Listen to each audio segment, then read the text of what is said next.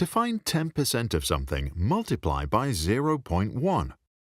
To add 10% to something, multiply by 1.1.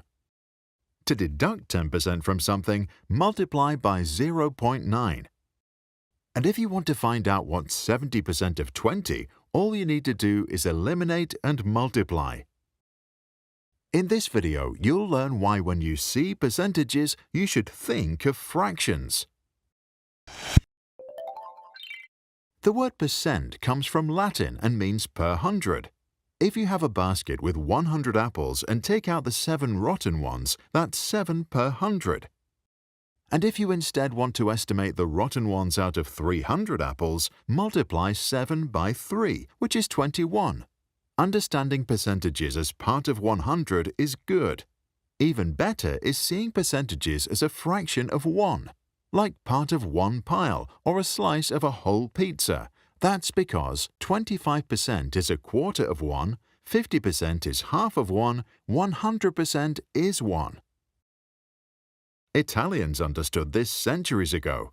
They didn't have the percent symbol yet. Instead, they used a flipped version of it, which evolved from writing percento and looked a lot like a division sign, which made sense.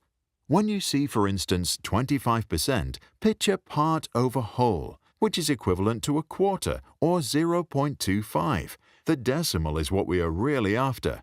Imagine you own a hotel with 100 rooms. In the low season, 50% of rooms are booked. In the high season, 95% are full. On New Year's Eve, all 100 rooms are reserved. Now business is booming and you want to increase capacity by 20%. Using decimals makes this easy. This is because 1 plus 0.2 of that 1 is 1.2. Again, 1 plus 0.2 is 1.2. To add 20% to something, you take your whole, multiply it by 1.2 and solve your equation, which in this case gives you 20 rooms on top. Now say you want to expand again, this time by 25%. So you take your 120 rooms and multiply them by 1.25 to add the part you want to increase it by. The result is 150 or 30 rooms on top of your whole. Now say there is a crisis, only half of your hotel is booked and you want to downsize by 40%. This works in exactly the same way. You take your whole and deduct 0.4, which gives you the figure you used to multiply your whole with. Or put differently, to deduct 40%, you take the whole, multiply it by 0.6 and solve your equation, which in this case leaves you with 90 rooms for your hotel and 60 you could turn into an office. That's really all there is to it. And if you ever forget how percentages work, flip the symbol back sideways. 10% is 10 over 100, which is 0.1.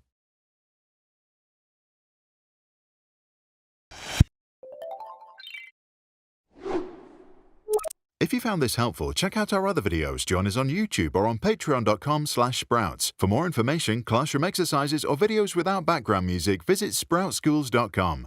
Published under Creative Commons.